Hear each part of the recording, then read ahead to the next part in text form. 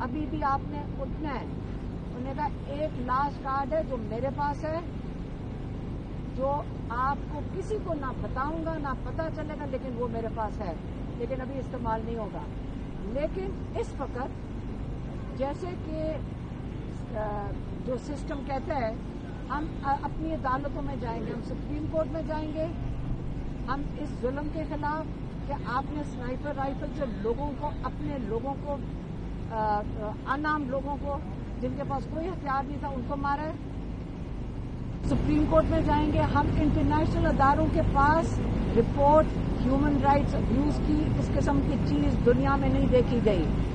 یہ دنیا میں نہیں دیکھی گئی, آپ چھپا نہیں سکیں گے, یہ سب کچھ باہر آئے گا اور انشاءاللہ ہم اس کو پرسیو کریں گے. اور اپنے لوگوں کو وہ ہدایت آپ کہتے ہیں ہم کروں گا کہ اس کو بالکل لوکل لیول پہ بھی, سپریم کورٹ میں بھی اور انٹرنیشنل بھی آپ اس کا پورا بھرپور طریقے سے اس کو ہائی لائٹ کریں.